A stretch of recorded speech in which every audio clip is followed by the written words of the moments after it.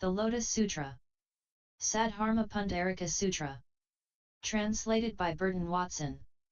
Nichiren.info. Chapter 15. Emerging from the earth.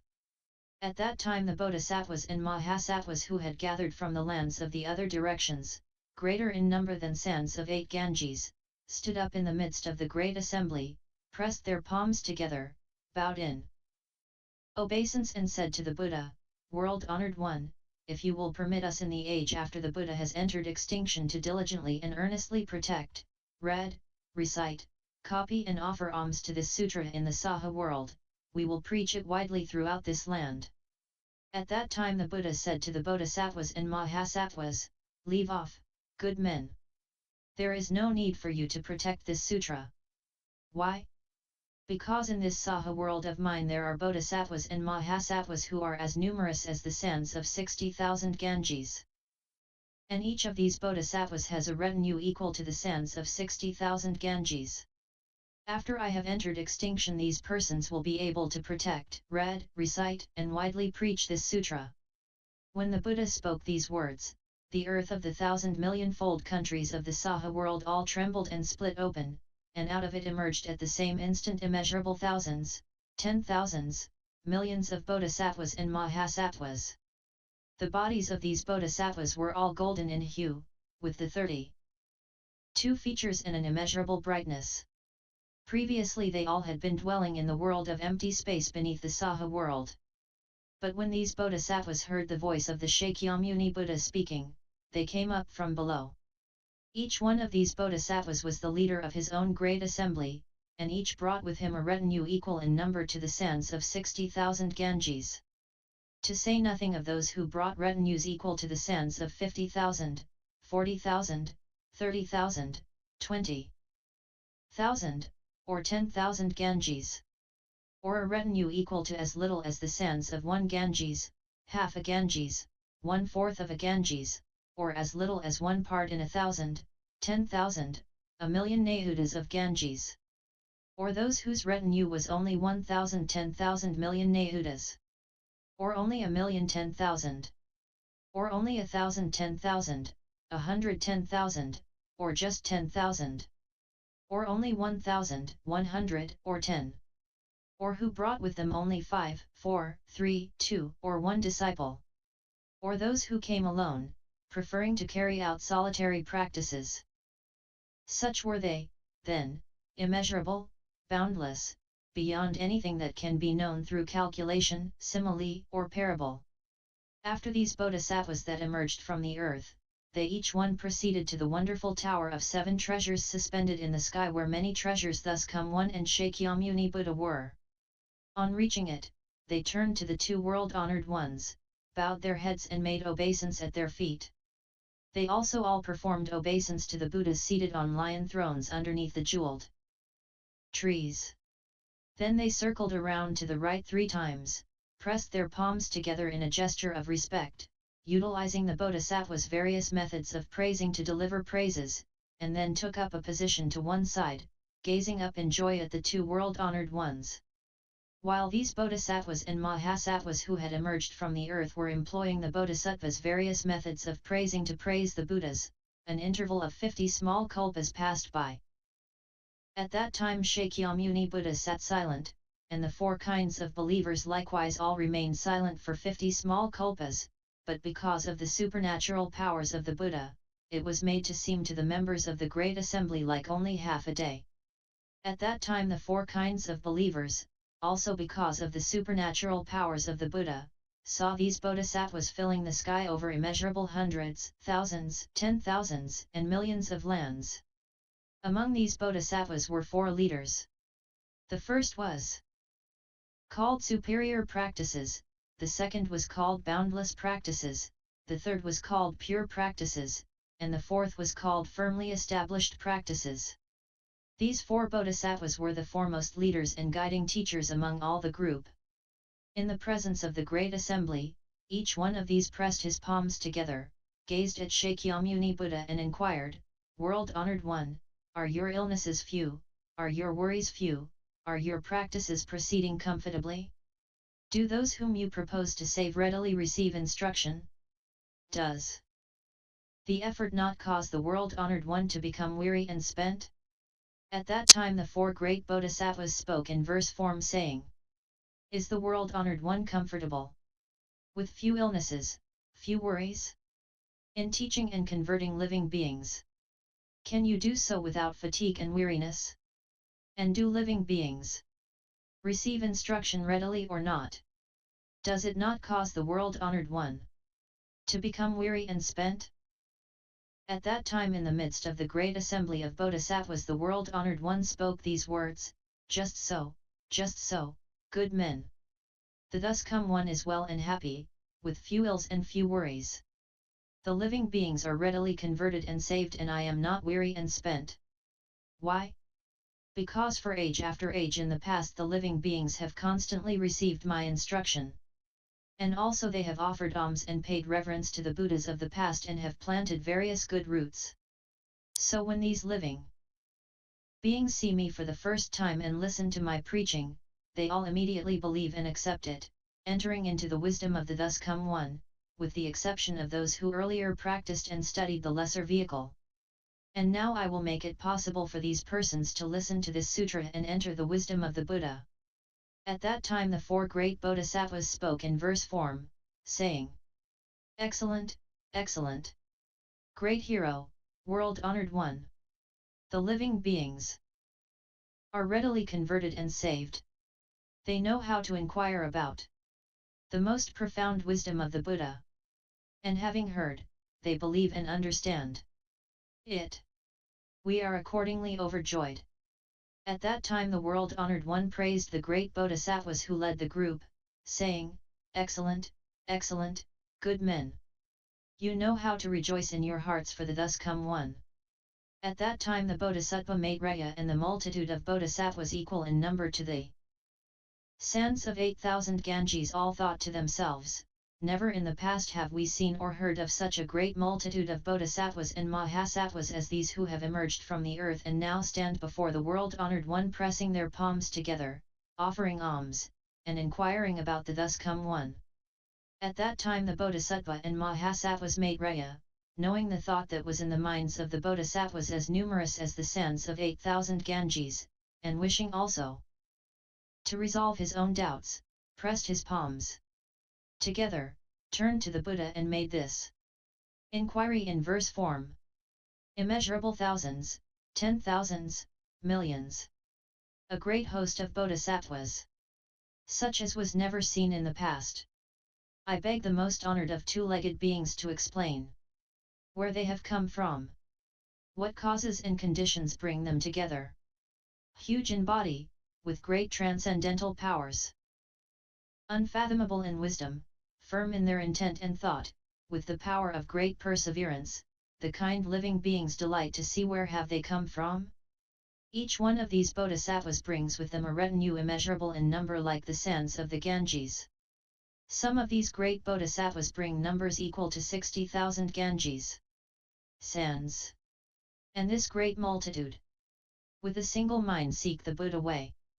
These great teachers, equal in number to 60,000 Ganges sands, together come to offer alms to the Buddha, and to guard and uphold this sutra. More numerous are those with followers, like the sands of 50,000 Ganges. Those with followers like the sands of 40,000, 30,000, 20,000, 10,000, 1,000, 100. Or the sands of the single Ganges. Half a Ganges, 1/3, 1/4. Or only one part in a million 10,000. Those with 1,000, 10,000 Nahudas. 10,000, a million disciples. Or 500,000. They are more numerous still. Those with 1,000,000 or 10,000 followers. 1,000 or 100. 50 or 10. 3, 2 or 1. Or those who come alone without followers, delighting in solitude, all coming to where the Buddha is. They are even more numerous than those described above. If one should try to use an abacus to calculate the number of this great multitude, though he spent as many kalpas as Ganges sands. He could never know the full sum. This host of bodhisattvas, with their great dignity, virtue, and diligence, who preached the law for them, who taught and converted them and brought them to this, under whom did they first set their minds on enlightenment? What Buddha's law do they praise and proclaim? What sutra do they embrace and carry out? What Buddha way do they practice? These bodhisattvas possess transcendental powers and the power of great wisdom. The earth in 4 directions trembles and splits, and they all emerged from out of it. World-honored one, from times past I have seen nothing like this. I beg you to tell me where they come from, the name of the land. I have constantly journeyed from land to land, but never have I seen such a thing. In this whole multitude there is not one person that I know. Suddenly they have come up from the earth. I beg you to explain the cause. The members of this great assembly now, the immeasurable hundreds, thousands, millions of bodhisattvas, all want to know these things. Regarding the causes that govern the beginning and end of this multitude of bodhisattvas, possessor of immeasurable virtue, world honored one, we beg you to dispel the doubts of the assembly. At that time the Buddhas, who were emanations of Shakyamuni Buddha and had arrived from immeasurable thousands, 10,000s, millions of lands in other directions, were seated cross-legged on lion seats under the jeweled trees in the 8 directions. The attendants of these Buddhas all saw the great multitude of bodhisattvas who had emerged from the earth in the 4 directions of the 1,000,000,000-fold world and were suspended in the air, and each one said to his respective Buddha, world-honored one, this great multitude of immeasurable, boundless asamkhya's of bodhisattvas, where did they come from? At the time each of the Buddhas spoke to his attendants, saying, good men, wait a moment. There is a bodhisattva and mahasattva named Maitreya who has received a prophecy from Shakyamuni Buddha that he will be the next thereafter to become a Buddha. He has already inquired about this matter and the Buddha is now about to answer him. You should take this opportunity to listen to what he says. At that time Shakyamuni Buddha said to the bodhisattva Maitreya, excellent, excellent, Ajita, that you should question the Buddha about this great affair. All of you with a single mind should don the armor of diligence and determine to be firm in intent.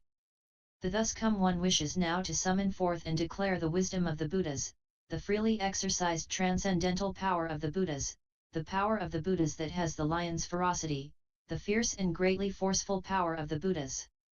At the time the world-honored one, wishing to state his meaning once more, spoke in verse form, saying, be diligent and of a single mind. For I wish to explain this affair.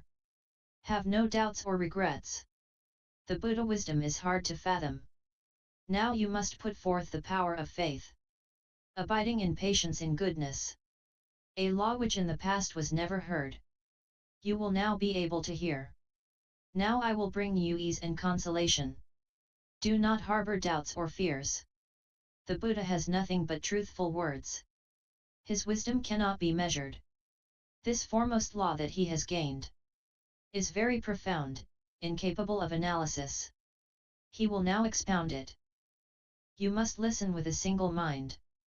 At that time the world-honored one, having spoken these verses, said to the bodhisattva Maitreya, with regard to this great multitude I now say to you, Ajita, these bodhisattvas and mahasattvas who in immeasurable and countless asamkhyas have emerged from the earth and whom you have never seen before in the past, when I had attained anuttara-samyak-sambodhi in this Saha world, I converted and guided these bodhisattvas, trained their minds and caused them to develop a longing for the way.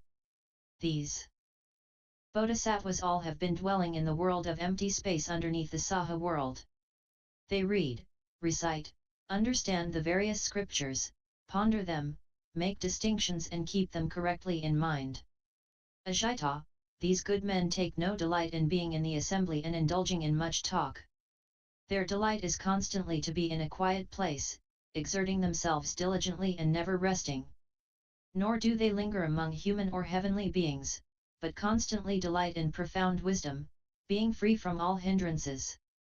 And they constantly delight in the law of the Buddhas, diligently and with a single mind pursuing unsurpassed wisdom.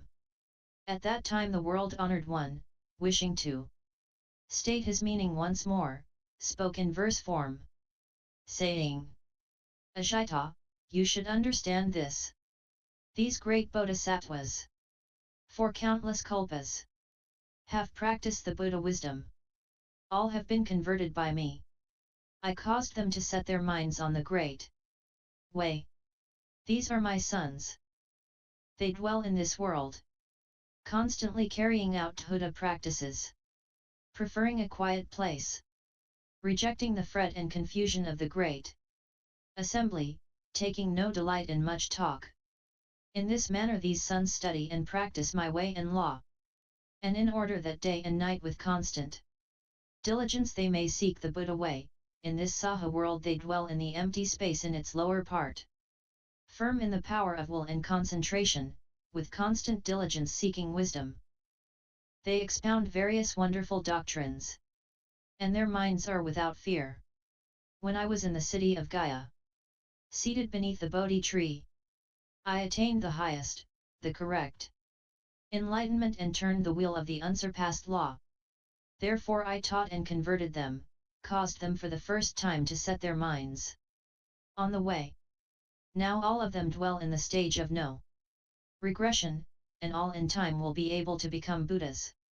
What I speak now are true words with a single mind, you must believe them. Ever since the long distant past, I have been teaching and converting this multitude. At that time the Bodhisattva and Mahasattva Maitreya, as well as the countless other bodhisattvas, found doubts and perplexities rising in their minds. They were puzzled at this thing that had never happened before and thought to themselves, how could the world-honored one in such a short space of time have taught and converted an immeasurable, boundless asamkhya number of great bodhisattvas of this sort, enabled them to dwell in anuttara-samyak-sambodhi? Thereupon Maitreya said to the Buddha, World-honored one, when the thus come one was crown prince, you left the palace of the Shakyas and sat in the place of practice not far from the city of Gaya, and there attained anuttara-samyak-sambodhi. Barely 40 years or more have passed since then.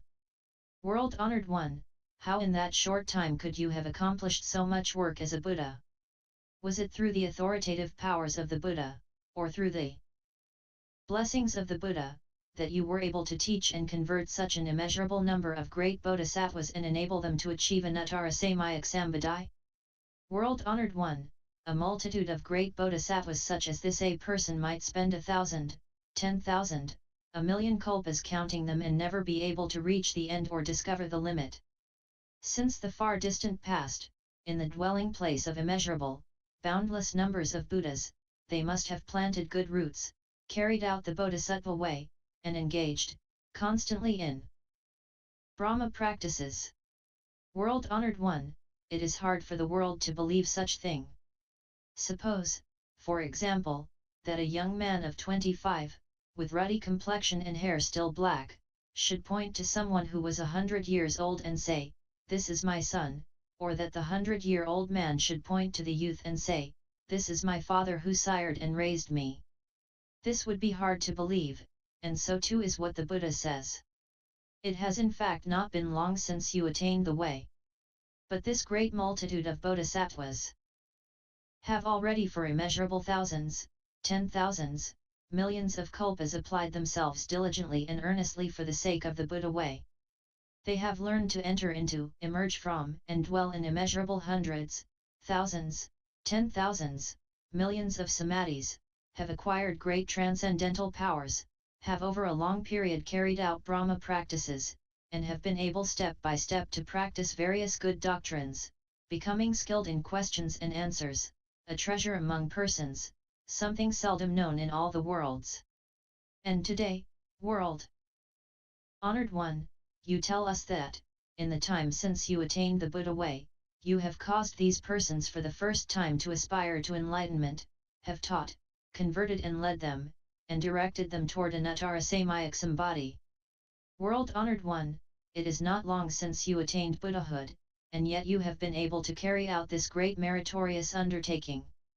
We ourselves have faith in the Buddha, believing that he preaches in accordance with what is appropriate, that the words spoken by the Buddha are never false, and that the Buddha's knowledge is in all cases penetrating and comprehensive.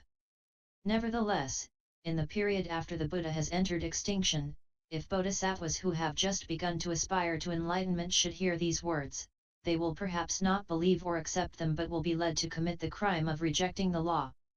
Therefore, world-honored one, we beg you to explain so we may put aside our doubts, and so that, in future ages when good men hear this matter, they will not entertain doubts.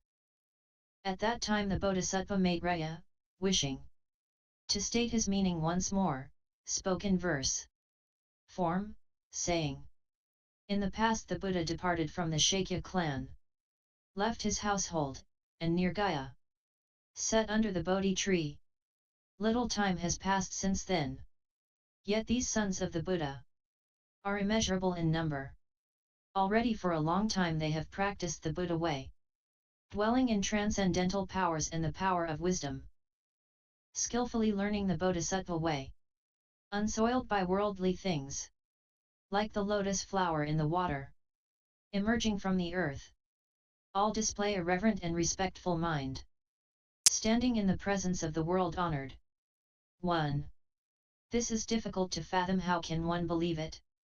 The Buddha attained the way very recently, yet those he has helped to gain success are so many. We beg you to dispel the doubts of the assembly, to make distinctions and explain the truth of the matter. It is though a young man, just turned 25, were to point to 100-year-old man, with grey hair and wrinkled face, and say, I sired him. And the old man were to say, this is my father. The father youthful, the son old. No one in the world could believe this. World-honored one, your case is similar. Only very recently you attained the way. These bodhisattvas are firm in will, in no way timid or immature. For measurable kalpas they have been practicing the bodhisattva way. They are clever at difficult questions and answers, their minds know no fear. They have firmly cultivated a persevering mind, upright in dignity and virtue. They are praised by the Buddhas of the 10 directions as able and adept at preaching distinctions. They have no wish to remain among the crowd but constantly favor a state of meditation, and in order to seek the Buddha way they have been dwelling in the space under the earth. This we have heard from the Buddha and have no doubts in the matter.